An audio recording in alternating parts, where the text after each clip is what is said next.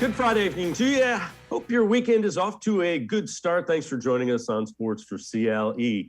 We'll talk a little bit about the Cavs, still in the middle of that Eastern Conference playoff race, trying to get things rolling as we approach the trade deadline. Chris Fedor from the cleveland.com, as well as the Plain Dealer, the Cavs beat reporter, will join us. We'll talk Cavs. We begin by talking Browns. Let's take a look at this. This is from Rafael Esparza, longtime Vegas odds maker, and it is who is the Browns starting quarterback? Game 1 of 2022, the odds-on favorite, of course, Baker Mayfield, minus 250. Jimmy Garoppolo at plus 180. Then you see Derek Carr, plus 250. Ryan Fitzpatrick, plus 300. Mitchell Trubisky and Russell Wilson, both at plus 500. Aaron Rodgers at plus 1,400. Again, those odds are according to Rafael Esparza, longtime Vegas odds maker. Let's welcome in Mac Robinson from 92.3 The Fan. Mac, when you look at that, obviously Baker, the odds-on favorite. The one that intrigues me is Russell Wilson at plus 500. Maybe there is some truth to the rumor that he's going to try to force his way or at least, get his way out of Seattle and move on. Yeah, Dave, and thank you for having me on. But, I look at the Russell Wilson situation, and just in general, I really have my doubts when it comes to Russell Wilson, mainly because of the fact that, John Clayton hopped on Bull and Fox on our station yesterday and talked about the fact that Russell Wilson has reiterated about 4 times that he wants to, end his career in Seattle. He wants to, play out his career there at that point. But at the same time, I know that there were the talks last offseason. I understand that was going on. But, at the same time, I think that with Russell Wilson, we have to remember the fact that, he does have a no trade clause. And you take into account, everything off the field as well with him, obviously married to Sierra. I don't think that, for Russell Wilson, I don't think that he would be willing to come over to Cleveland at that point. At that point with the receiving core that they do have, while yes, they do have the offensive line, they do have the running game. I just don't think that they have the receiving options where, if he's staying in Seattle, at least, he still has that rapport with the front office, rapport with the team overall and with the city. But if there was a place that I could see him going, it could be, New York. I know that's previously been mentioned as well. But, looking at some of the other options, Mitch Trubisky, he's somebody who, I think could be a free agent option for them, but I don't like him more than Baker at that point. The other side of this too is that, looking at some of the higher odds as well, Jimmy Garoppolo, I said it on Monday, but, I just think that that's window dressing at that point. I think that, Jimmy Garoppolo is just a guy who I think is the Hollywood actor that would be playing Baker Mayfield in a movie about him at that point.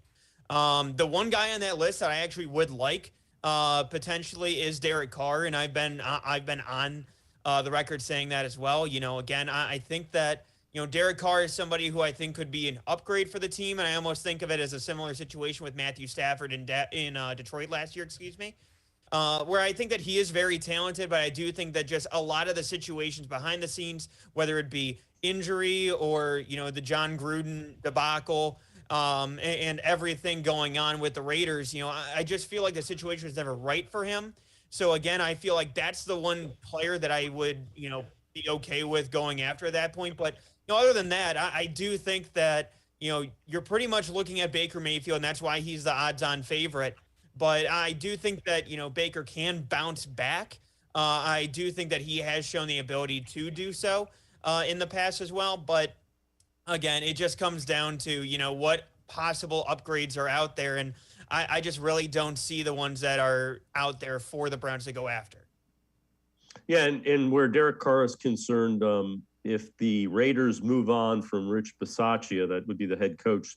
They've already moved on from Mike Mayock, so they're going to have new GM, new head coach. They're going to allow the GM head coach combination to decide, do they want Derek Carr or do they want to completely flip it, redo it, and try to build from ground zero together. And there are a lot of head coaches that would prefer to do that. So Derek Carr is a name that bears keeping an ear out to what is happening with the Las Vegas Raiders.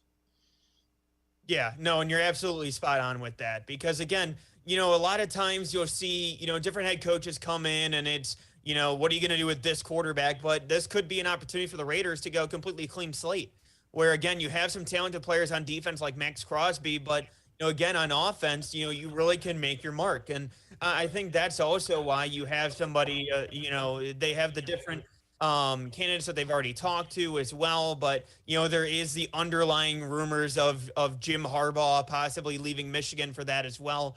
I think that there is some validity to that.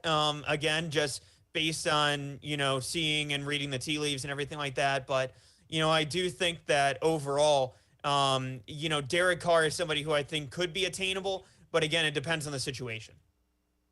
All right, 3 big-name free agents that would make a splash for the Browns, this according to Dog Pound Daily. A couple of them defensive end edge rushers. So Chandler Jones, Harold Landry are the 2 D-end edge rushers, and also safety Tyron Matthew. Yeah, I would start with Tyron Matthew because I love the Honey Badger. He was somebody who, the last couple of years when it came to a possible cap casualty, I've had my sights on for him as well. And, you look at him like it says here in the article as well, the fact that he's only going to turn 30 in May, he's still at that high level. And on top of that, again, he still has those instincts that you looked for with him coming out of LSU. He still has that. He still has the athleticism. And also he fills a little bit of a role where he can be that safety, that do-it-all player on defense, and that Swiss Army knife that you really need because, you look at a Ronnie Harrison that you had last year, he was more of a box safety.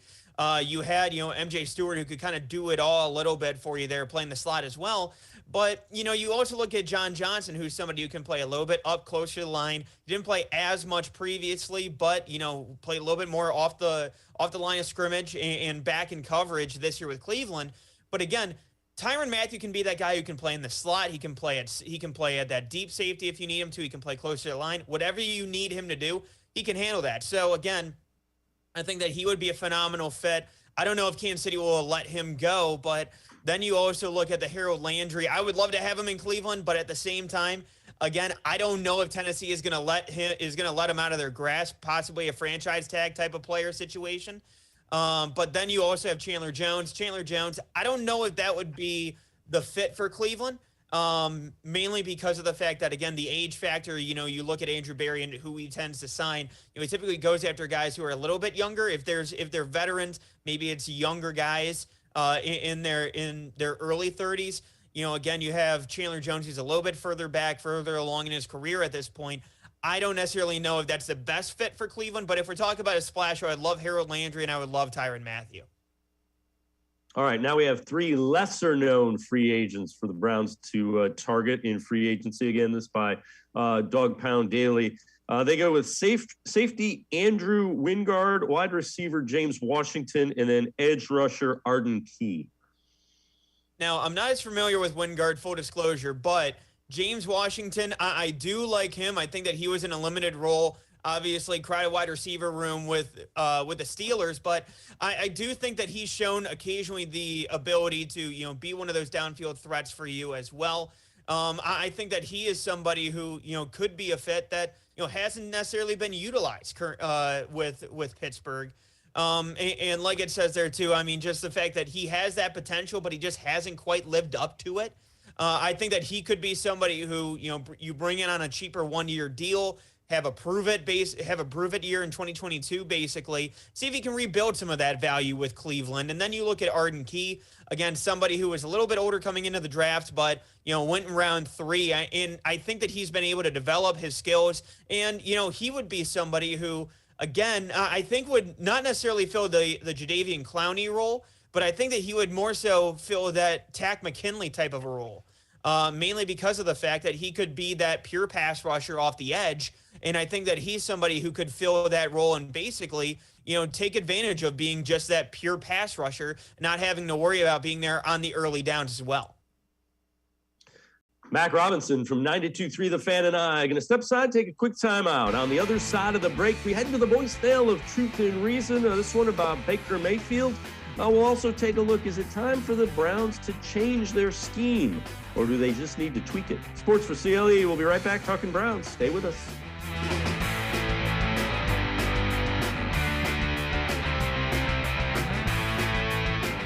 Welcome back. Back to new friends, new classroom, and learning new things. Back to wearing shoes, man, like real shoes. Back to rushing to class. Back to having questions. Lots of questions. Back to vending machine dinners. Back to too much caffeine, too late at night, but feeling like it was a night well spent. Back to pursuing your dreams and taking control of your future. Come back to go forward. Try C, where futures begin.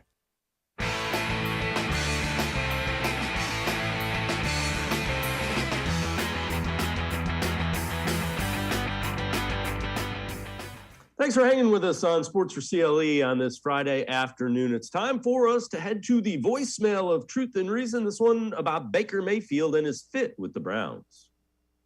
Why don't the Browns understand that Baker is not a pocket quarterback? When he takes the ball from center, he steps back 2 steps. He doesn't step back far enough to even have clearance to throw over the offensive line. And it never is a successful play. Don't the coaches understand that and see that he is not a pocket passer? Love to hear your comments. Thanks. I don't think they are trying to make him a pocket passer. Again, I think some of that is the mechanics that they're trying to work out. Some of it is scheme. Let's get to that. Is it time for the Browns to kind of just tweak the scheme, or do they need to drastically alter it? I would say tweaking. I would agree with that, because I think that the Browns, and you saw it in his rookie season as well when he broke the rookie touchdown record, passing touchdown record. But you saw that year that a lot of the sets that they would run out of, it would be a lot of shotgun. They would still be able to utilize the run game, but at the same time, it would be more so with Baker in the shotgun. That way he has that extra space between the line of scrimmage as well. So, I think that, you can incorporate that a little bit more, in my opinion. I think that would work out as well. But when it comes to the, seeing over the line of scrimmage, I really disagree with that. I do think that when it comes to some of his drop back passes, a lot of it, again, comes down to timing. And that's what they've been trying to work out mainly. But again, I just feel that when it comes to Baker and when it comes to this offense, I think that it needs some tweaks. Maybe you can add in some more shotgun plays. But again, I just feel like a overhaul of the offense or any kind of change when it comes to the scheme, I disagree with that. I think it's more so of what calls that you're calling and what isn't being called as much when it comes to the offense. Well, the offense that a lot of people will say comes to mind, and there's two of them really, when you think about the Browns, would be the 49ers, Kyle Shanahan's, also the Titans, when you think about Derrick Henry. I would say the main difference between those two offenses and the Browns is the wide receiving core. Browns wide receiving core, it wasn't good. It underachieved. There is a significant marked difference between the guys that the 49ers are playing at wide receiver in that system and the guys the Titans are playing at wide receiver and the Browns. So let me ask you this. Do you think they completely need to remake that wide receiver room? I would say, yeah. Outside of, bring back Jarvis Landry for, the way that he has that leadership in the locker room. I think that's the one that I would keep around. Obviously, you have Donovan Peoples-Jones. You have Anthony Schwartz. Schwartz is a third-round pick, but you also have to realize that, he didn't have as much utilization at Auburn, so he's still pretty raw. So he's going to take some time, but at the same time, Donovan Peoples-Jones, he's talented. That's what everybody said coming out of Michigan, but it was just that he wasn't utilized correctly when he was there. I think that he needs a little bit of time, and you can't thrust him into being that wide receiver one immediately. Again, I look at somebody like a Treylon Burks out of Arkansas that I am a massive fan of his coming out of college. And, I think that he could be somebody who is a great target for them as well and can be utilized in multiple ways. Again, I look at some guys in free agency possibly. It's not just having the top of the line guys, but I do think that they need that wide receiver one. The other thing, too, is having the other receivers in that receiving room and having the right roles being able to be filled out. Because, again, you had somebody like Hollywood Higgins this year who played well in times, in spaces. But at the same time struggled when it came to separating. And that's where I have the biggest issue so far this year is, finding that separation and finding those receivers that are not only able to, create separation and create space, but also are able to bring in the passes. Because I also look at Buffalo, for instance. Again, you have Josh Allen who, again, has tremendously improved. But you got to give Brandon Beane credit because every one of those receivers that they brought in, you have Gabriel Davis, who is somebody who can be a red zone threat, but especially, Stephon Diggs, it wasn't just the fact that he was a superstar receiver. It's also the fact that he's one of the best route runners in the NFL, and he's able to get open, and he's able to be sure-handed with the ball. Cole Beasley, for as much as you want to debate on it with the off-the-field stuff, but you also have him who's, a great route runner, who's able to get open, who's able to find spaces in the defense and able to haul in those passes and move the chains and do well in space. So, it's about the rest of the receiving core that you're putting around your quarterback. And again, basically building around your quarterback at that point. And that's where I feel like the receiving room, it's been a work in progress, but it by no means has it been perfect to this point. When you look at Jarvis Landry, you would bring him back then, even at the $15 million if he will not renegotiate. What if he doesn't want to come back? What if he has had enough of this system? Dave, I would say this. I think we learned from the Odell situation last year. If the player doesn't want to be here, then he doesn't want to be here. There's nothing that you can do about it. Again, it's a situation where, if it's best for both parties, move on. That's fine. But at the same point, I would at least try to renegotiate with Jarvis, maybe give him some more guaranteed money, bring him down from that $15 million number, maybe try to bring him down to 10 over a couple of seasons, over a few seasons, try to bring that cap number down, and maybe add in a couple of void years like Andrew Berry has done over the last couple of years too. But again, I look at Jarvis Landry, and I think that he's an important piece of this team. Do I expect him to be back? Honestly, I don't know. I don't think so, because I don't think he's going to want to take lesser money. But at the same time, personally, I would try to at least see if the situation is reconcilable, see if you can bring him back for a little bit lesser money, make it a little bit easier to, again, re-sign players and give out extensions like the Denzel Ward, again, coming up this offseason as well. Yeah, it'll be interesting to see if, in fact, Jarvis is agreeable to, extending and taking less value per season. All right, tight ends. Do they continue to run the 13 personnel with 3 tight ends? What do you do with all the tight ends? We've talked earlier in the week that Austin Hooper contract, which looked okay initially, hadn't been so great. Yeah, no, you're absolutely right. When it comes to the Austin Hooper side of things, obviously, if you cut him now, then, you're going to be eating a lot more of that cap hit for 2022. And it's not going to be as helpful when it comes to helping out the cap at that point, only a couple $1 million that you're going to be saving. However, if you wait until the post-June 1st, at that point, that cap hit gets spread out over 2 seasons. So this year it would be about $3 million, next year about $7.5 million. So you'd be saving about $9 million for this upcoming season. Personally, I would go about it in that sense where, again, post-June 1st, it just hasn't worked out in Cleveland. I don't know what the issue has been. Again, when it comes to the targets, it seems like they've been there, but what he's been able to do with the ball hasn't necessarily been the same that we saw, in Atlanta with Matt Ryan. But, I think that for the Browns, it's going to be about keeping, David Njoku in the fold. Because, again, I think that last 2 seasons, he has been the best tight end in that room. And not just as a receiver, but also as a blocker. I think that he's, done a great job in that sense. And at that point, maybe you push up Harrison Bryant a little bit next season. But also, too, I would say this. There's a decent amount of tight ends this year in the draft that I think could be serviceable roles, that could fill serviceable roles in this class and with this team. So, I do think that there are ways that you can go about it. I think that they might limit the 13 personnel next season. But I also think that might have been, like we talked about with the receiver room. Maybe the limitations of the receiver room led them to utilizing more of the tight ends at that point. So I think that might be a situation where, hey, if we're able to, add in some more receivers, maybe we go away from the 13 personnel.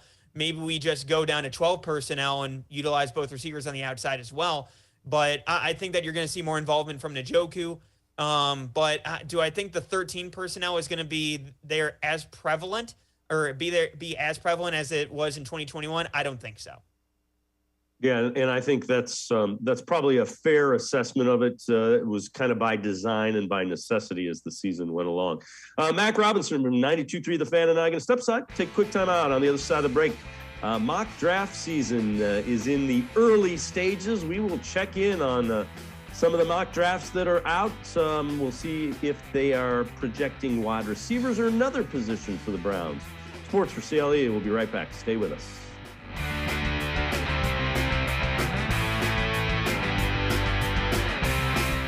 The Ohio Lottery Partners in Education program recognizes role model students and teachers from across Ohio. Nominations can now be done completely online. To nominate a deserving teacher or student, go to ohiolottery.com. In the About section, find Partners in Education. There you will find links to the nomination forms. Students kindergarten through 12th grade can be academic all-stars. Teachers can be honored as a Teacher of the Month. The Ohio Lottery Partners in Education, where stars shine.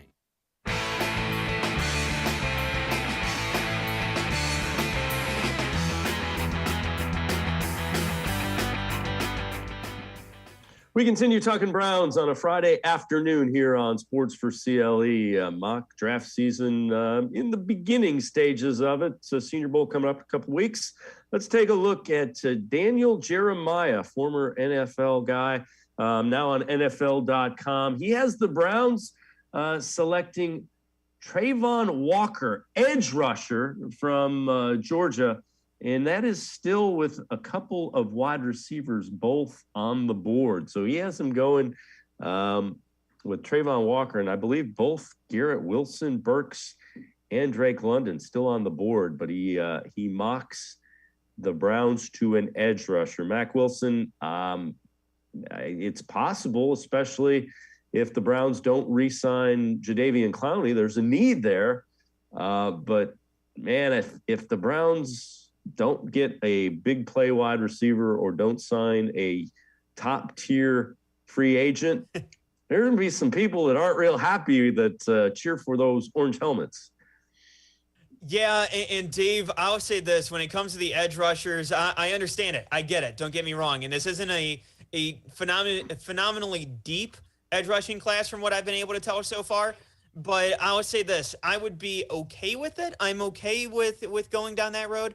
However, I would say this. My favorite non-receiver, and this will annoy a lot of Browns fans. I can already tell you right now, it's not the sexy pick at all.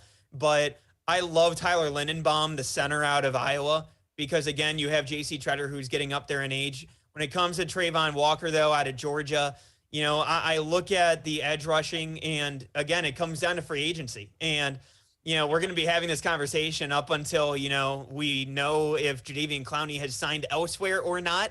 But again, I think that, you know, edge rusher is an important position. Obviously, you're not going to have Tack McKinley next year.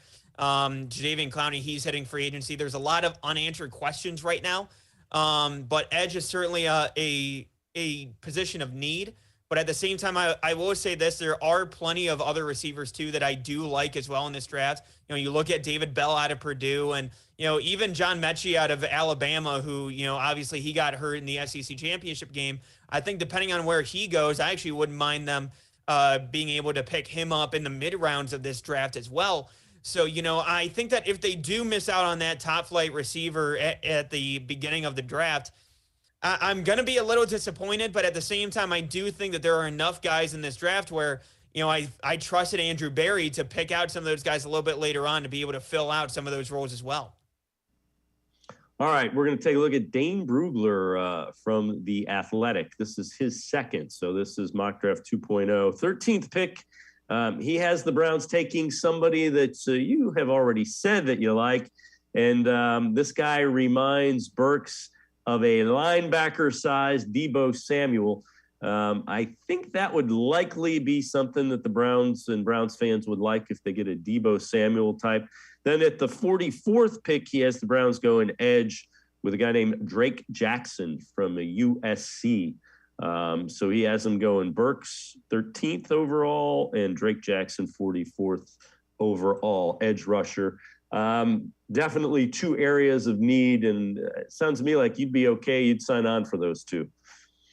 Oh, yeah, absolutely.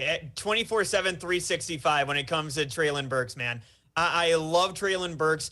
And, our mutual friend, Jeff Risen, obviously hops on the program plenty of times. And, in talking with him, he basically called Treylon Burks a modern version of Anquan Bolden with speed.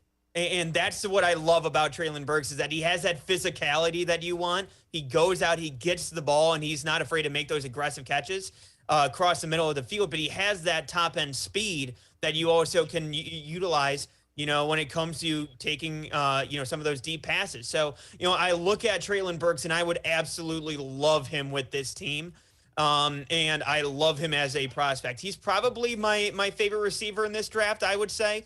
I'm not as much of a Drake London fan, but I also like Garrett Wilson as well. I know he's been mocked to Cleveland as well, but Treylon Burks I would absolutely love. I know that, Drake London Drake Jackson, always get the two USC Drakes mixed up, but Drake Jackson getting mocked to Cleveland in round 2. I've seen that a couple of times as well.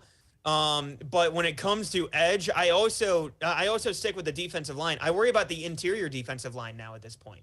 You had the Malik McDowell situation that came up earlier week, and that's a shame of everything that transpired with that. But even before that, the only other Cleveland Brown that was under contract for next season, or the only two, I should say, that were under contract for the interior defensive line was Tommy Togiai, who wasn't impressive in the limited time that he had this season.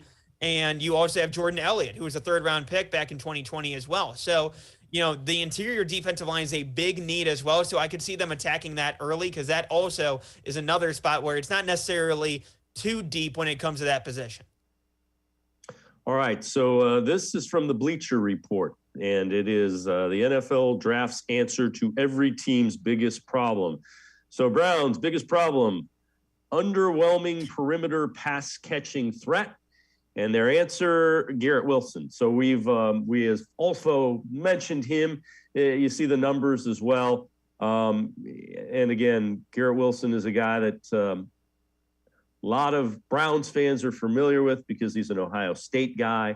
Aside from being an Ohio State guy, the guy can play wide receiver without question. Yeah, no, you're absolutely right. And when it comes down to Garrett Wilson, I love Chris Olave, and I love his route running and the way that he's able to perform. But, I also look at Garrett Wilson as being more of the deep threat, I think, of the two. When I think of those big plays, I do think of Garrett Wilson. Obviously, both are tremendous talents. I'm not trying to dismiss either of them. But, I think that Garrett Wilson is somebody who I think could have a higher upside in the NFL. So I do think that, pairing him with the Browns, I think that makes a lot of sense. And I think that, again, it also comes down to who else they add in, because I don't think that it's just a one player and you're fixed. I think that you could be looking at, drafting one early, whether it be the 1st or 2nd round, and then drafting somebody in the mid rounds, and then also bringing somebody in free agency. Because, again, like I said, I think that you need to have an overhaul of that position group as a whole. And I think that at that point, you getting a Garrett Wilson, a lot of these top receivers this year, I really don't think that you can go wrong. Again, the only one that I have a little bit of trepidation is with Drake London at USC. But, Garrett Wilson, Treylon Burks, either of them, I'm happy. All right. Let's turn our attention a little bit to free agency, wide receivers, Pro Football Focus tweet. Where would you like to see Chris Godwin end up in free agency? And they give you the choices: the Eagles, the Browns, the Colts, the Bears, or staying with the Buccaneers.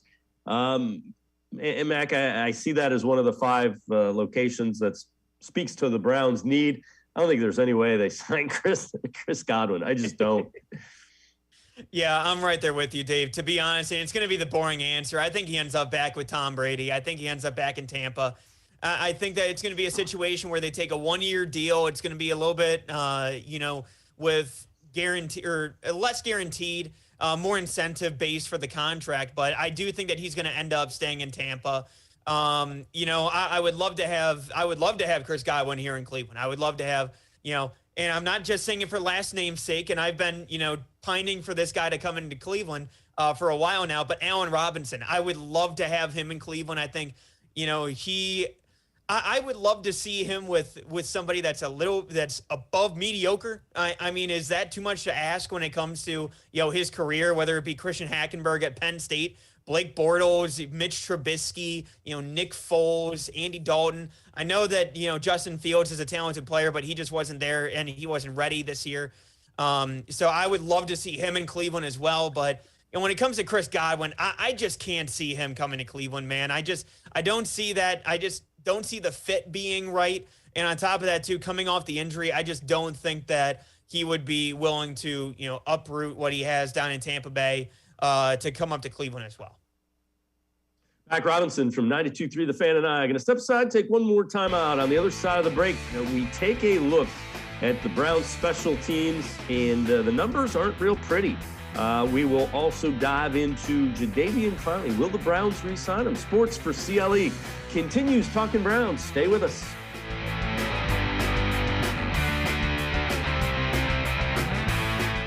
When it comes to selling you a mattress, most retailers are handing you a line. A long line of extra steps that drive up costs and create confusion. At the Original Mattress Factory, we simplify the mattress shopping experience by building mattresses and box springs in our own local factories and selling them direct to you. It's short, sweet, and simply makes sense. So experience more than just a mattress store. Experience an original, the Original Mattress Factory.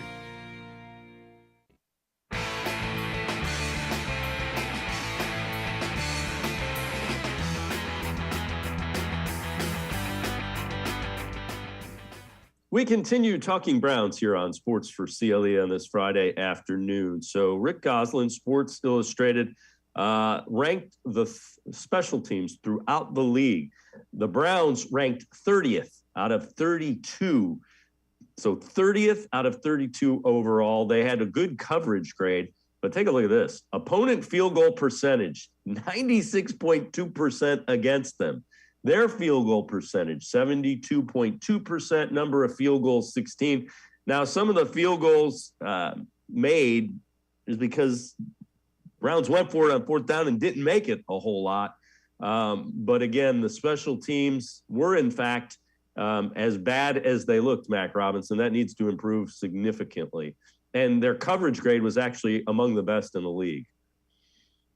Yeah, Dave, I'm right there with you because, again, it's about converting these opportunities when you have them. And, again, I know that they constantly would go after or would go for it on fourth down. I understand that. And, again, you're not going to get much better when it comes to, them going for it, whether or not they should go for it or not.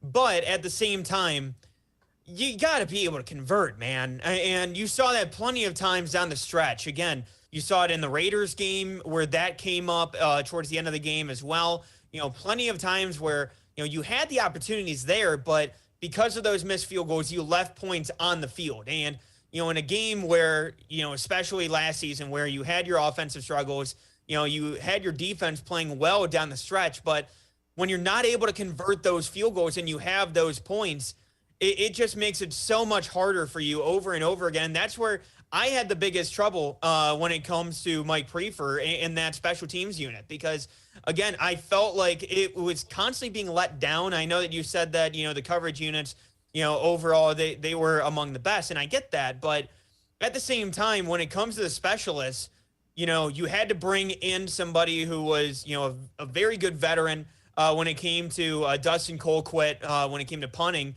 But Jamie Gillen, that was an abomination. Throughout the season. But then you also had, again, the field goal unit, between Cody Parkey early on, then Chase McLaughlin taking over. Again, I just feel like there needs to be some changes when it comes to that special teams unit.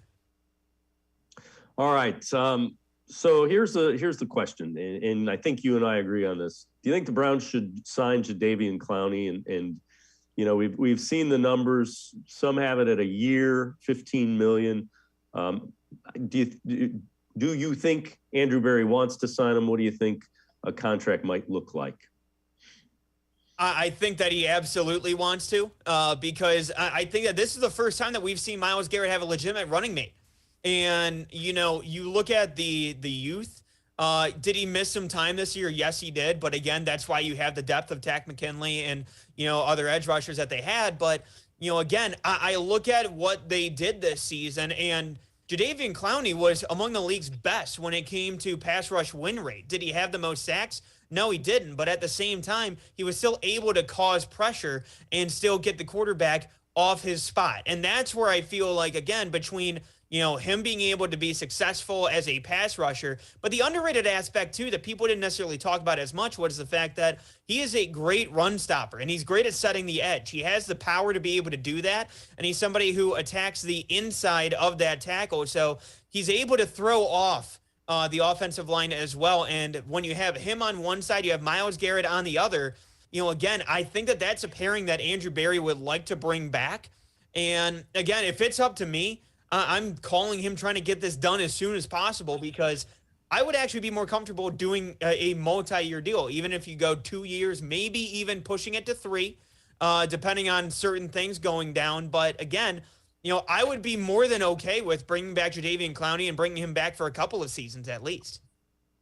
Yeah, and I think he was on a $10 million contract. You make it 2 years, $25 million, 3 years, 33, 34, and incentives can kick it up even higher, because he was good. All right, let's take a look at this before we go. This was about the Browns cornerback and their percentage passer rating allowed against. So Browns cornerback, just a 71.8% passer rating when being targeted on the outside this season, lowest among all 32 of the teams. And that would be Denzel Ward, Greg Newsome, Greedy Williams, those guys getting it done. First of all, how impressive is that? Second of all, let's talk a little bit about Joe Woods. Took some grief early, but that defense played well enough that the Browns should have been in the playoffs. The offense let them down this year. Yeah, no, and you're absolutely right, because, again, you had somebody who was young in Greg Newsome, obviously rookie season, but, played tremendously well. And honestly, I think that other than Patrick Surtain, I don't think that there was a better cornerback that came out in 2021. So, again, I look at the way that this secondary played out. You got to give credit to Greedy Williams. Again, didn't play for a year, but played the best football that I've seen since he was at LSU. So, I think that a lot of the credit has to be given to Joe Woods, who obviously was a pass game coordinator when he was in San Francisco as well, and he was a DB coach for that Super Bowl champion Denver Broncos team. So, I think that this is Joe Woods' specialty in getting those guys to not only play well, but also develop as, the year has gone on, and being around those guys. You got to give a lot of credit to Joe Woods, and the fact that the rest of that defense played so well down the stretch. A lot of credit has to be given to Joe Woods, because I know I was on his case about it plenty of times, but again, the way at the end of the year, I got to give him credit, and I'm happy that he's going to be back with Cleveland next year. Mac Robinson from 92.3 The Fan. As always, Mac, appreciate the time and the insight. Thanks very much. Of course. Thank you, Dave, for having me on. Always appreciate it. All right, Mac Robinson, make sure you listen to him, 92.3 The Fan. We're going to step aside, take a quick time out. We're going to switch our focus up a little bit. When we return, Chris Fedor, Cavs beat reporter, plain dealer, cleveland.com, will join us. We will hear from Kevin Love about how this season is going and some of the things he thinks about this young core. Sports4CLE. We'll be right back talking Cavs. Stay with us.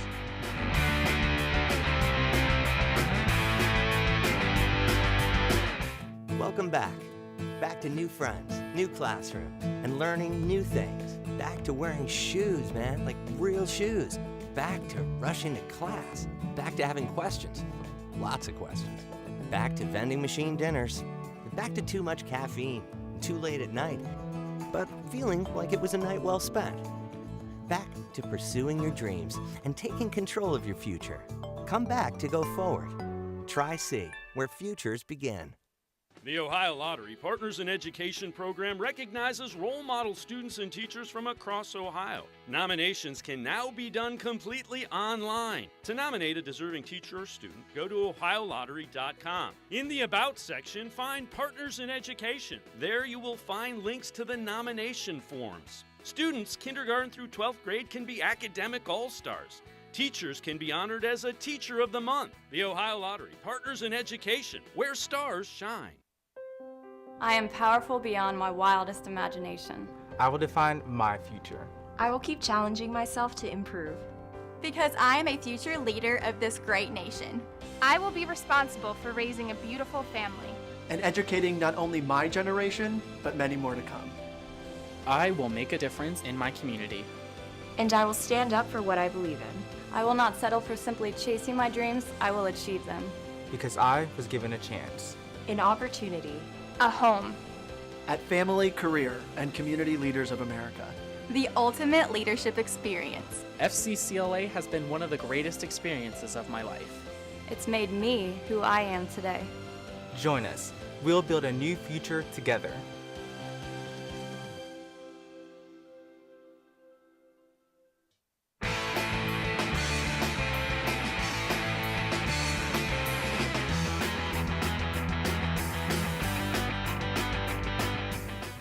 We shift our attention to the Cavaliers, right in the middle of that Eastern Conference playoff race, battling for potentially a home first-round series, not even messing with that play-in stuff. One of the guys that has really played extremely well, Kevin Love, the veteran, talked about what it's been like playing with this young group this season that's having success through the first half of the year. I have seen a lot in this league. I've been to the mountaintop. I've also been, like you said, with the Cavs, but also, with the Timberwolves that were rebuilding for so long. I've been on both sides of that. So when you have something special like this, you just try and bottle it up and say, okay, how can we just get everything we can out of this? I got to say, outside of 15, 16, I was talking to Channing about this. Like, I don't know that I've had more fun in the NBA than now, and watching these guys grow and getting to be a leader in that sense as well. And that is Kevin Love with J.J. Redick, former NBA player, on their podcast. That whole thing, that entire show will drop a little bit later today. Let's welcome in Chris Fedor, Cavs beat reporter for Plain Dealer as well as cleveland.com. And Chris, we've watched Kevin, and it's evident, it's apparent. It's been fun to watch him kind of take on and assume exactly the role that Kobe Altman thought he could and that, JB Bickerstaff needs him to. Yeah, you're right about that, Dave. And it's the one that they paid Kevin to take on. And he would admit it. He would be the first one to admit it, that he wasn't a great leader in the first couple of years because he was trying to figure it out. And he was trying to deal with his own emotions, going through the rebuild and seeing a lot of his friends and teammates leave the organization. So there was a lot on Kevin, and I think he would be the first one to admit that he didn't handle it as well as he needed to, as well as he should have, given what he signed up for.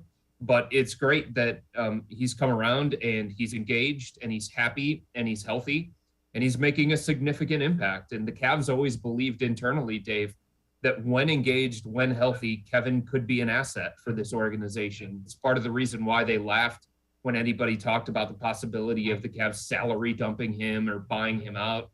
They knew that he could be this kind of guy for this organization around the young guys. He could help set the example, and he could still play a little bit too. And you're seeing that here with Kevin. He's been invaluable to their success. He's a big part of it. Yeah, without question. So NBA midseason awards, this one from 538.com.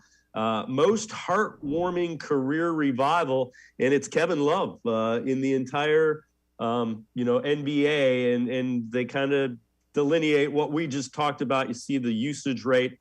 The other thing that I will say, you can tell the young guys respect him. They not only respect him, they actually like him. Anytime that somebody that's in their 20-something is going to call him an old man and give him grief about that, there's some respect and a genuinely like that. They genuinely like Kevin Love. And that's one of the things, Dave, that I kept writing and I kept saying, even when Kevin was having his emotional outbursts and when he was, in his own words, acting like a child and not being the best leader. The guys in the locker room still liked him. The guys in the locker room still looked up to him. It's funny, anytime we talked to Darius Garland about Kevin, he always brought up unprompted, Kevin is a Hall of Famer. Kevin is a Hall of Famer. Kevin is a great player. And it just goes to show the kind of respect that he had in the locker room, despite the fact that he wasn't playing at the level that maybe he wanted to, despite the fact that he was dealing with injuries. And, you know, I'm not trying to give Kevin excuses or outs or anything, but rebuilds are hard. They've always been hard in the NBA, and they test you physically and they test you mentally, and rebuilds aren't for everybody. And Kevin and I had plenty of conversations behind the scenes about how difficult the rebuild was on him, how tough it was, because he left Minnesota because he didn't want to be part of that anymore, right? He wanted to chase championships. He wanted to experience winning. And then he got an opportunity to do that, the highest of the high, the top of the mountain. And then all of a sudden, he's got to go back into a rebuild. So it was really, really difficult on him. But through that all, even though he didn't handle it as well as he should have, his teammates still respected him and looked up to him. Yeah, I mean, anybody who's been through a season where you lose a lot in any sport, the one thing you learn from losing is you don't want to lose. It's awful. It is just not any fun.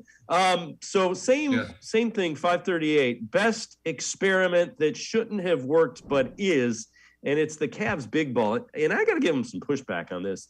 I think the reason this works is because you have 3 7-footers who are pretty darn athletic. Now, Lowry Markkanen, I'll give you, he's not as athletic as the other two.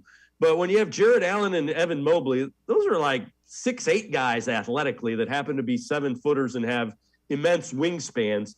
The thing is, you can't replicate this because there aren't that many 7-footers who are as athletic as Evan Mobley or Jarrett Allen. When I look at it, that's the reason that works. And then Markkanen brings his own skill set. Find me 3 7-footers that have those skill sets, and I think everybody signs on for that type of ball. And Dave, that's the thing that JB Bickerstaff said from the very beginning when he was asked about this and why he thought it was going to work. He brought up it's size and skill. It's not just size, it's size and skill. And that's the thing. You mentioned it. Jarrett Allen, Evan Mobley, Lowry Markkanen, they're not just lumbering, uncoordinated 7-footers. They have perimeter skills. They can switch onto some of these smaller defenders. They are athletic to recover and things along those lines. And Markkanen, it's interesting because he was supposed to be the one that couldn't fit the position that he was going to play or the role that he was going to play. But if you're honest about it, and he hasn't been as good as maybe he wanted to in his first year with the Cavs. He even said the other day, I can give more than what I've given so far. I'm still trying to get comfortable with this new role and defend the players that I'm defending and being used the way that I'm being used. But the truth is, his value comes in the fact of exactly what you said. Like, he creates the uniqueness and the identity for the Cavs. If they didn't have him, they would be starting a conventional small forward, and it wouldn't make the Cavs different. The 3 7-footers is what makes them unique, what makes them different, and what makes it very, very difficult on opposing teams. Every team that they play against, Dave, has had to counter them, right? Or they've had to adjust to the Cavs, not the other way around. And not too many teams, I can't think of another one, that has 3 coordinated athletic size skill 7-footers like that. Yeah, and you know what? That's fun because that's going to be a nightmare when you come to a 7-game series to match up with that. You're going to try adjustments that just aren't going to work the first time, and you're going to have to go back to the drawing board multiple times. This is fun to watch too. So Darius Garland tweets this out. He wants everybody to vote for Jarrett Allen to the All-Star team. So you see Darius Garland tweeting out, wants you to vote for his teammate Jarrett Allen, and everybody is trying to get everybody else involved voting for their teammates on the Cavs. And Chris, there are guys that legitimately young guys like Allen, like Garland, and Mobley even to a certain extent, that deserve that recognition. They both belong. That's the way that I'll say it. Darius Garland is playing like an all-star. He should be an all-star. Jarrett Allen is playing like an all-star. He should be an all-star. But here's the thing, Dave, and this is what I continue to write. Every single year in the NBA, there are guys who deserve to be all-stars that don't make the all-star team because there are only 12 spots in each conference. And if you look at Darius Garland, the path to him getting in is very, very crowded. There are more guards standing in the way of Darius Garland actually making the all-star team than there are front court players standing in the way of Jarrett Allen making the all-star team. I don't know what way the coaches are going to vote when it comes to reserves, but I think we can presume that the 4 guard spots are gone, and none of them are Darius. It's Trae Young, Zach LaVine, DeMar DeRozan, and James Harden. So that's all the guard spots that the NBA All-Star roster has. Now Darius is left to try and get one of those 2 wild card spots where position doesn't matter. He could get one of those, or maybe he doesn't. Whether he gets into the All-Star game or not, he has played like an All-Star. He has been critical to the Cavs' success. He's the engine of this offense. He's the leader of this team. And the Cavs have empowered Darius in a way that has allowed him to blossom and build confidence. And with that confidence, you see a completely different player. But it's just the guard spots are really, really tough in the Eastern Conference. I think Jarrett Allen has a better chance of making the team than Darius does, to be honest. Fair enough. The one thing I will say, if not this year, there's plenty of All-Stars coming for Darius Garland. But I know with the game being in Cleveland, not only Darius Garland, Cavs fans want him there as well. Chris Fedor and I can step aside, take a quick time out. On the other side of the break, we'll hear from JB Bickerstaff. He'll talk about his 2 young guards, Darius Garland, Isaac Okoro, how they play off each other. We'll also dive into some trade talk. Sports for CLE. We'll be right back talking Cavs. Stay with us.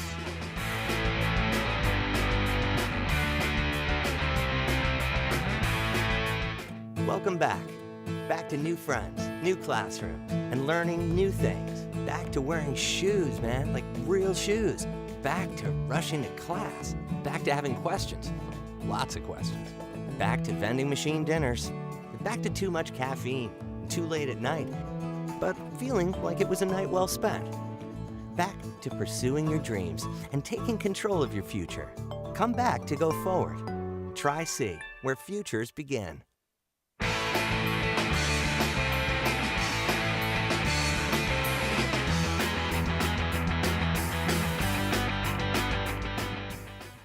We continue talking Cavs basketball here on Sports for CLE. Earlier today, JB Bickerstaff talked about the growth and the chemistry between 2 of his young guards, Darius Garland and Isaac Okoro. Here's the Cavs head coach, JB Bickerstaff.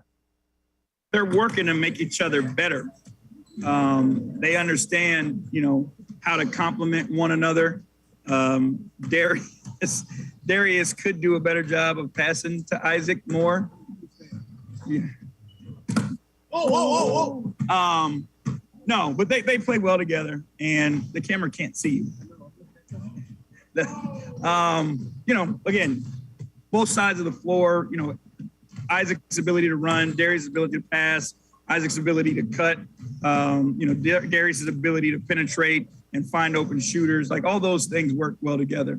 I mean, they're better players, and they've continued to get better, but, it's about their chemistry as well and their connectedness that's continued as their relationship has continued to grow. The more they play together, it's a wink and a nod, and they know where each other are going to be. So I think that's helped us the more and more they play together. And Chris Fedor, I think you could probably say that about Darius and Jarrett Allen and Darius and Evan Mobley. That's the beauty of this is they're all so young. They're just going to grow together. And that's the game plan, at least. And it's not just that, Dave. It's the fact that the core of this team, the 3 most important players for this team moving forward, Darius Garland, Jarrett Allen, Evan Mobley, they all fit together. They all make each other better.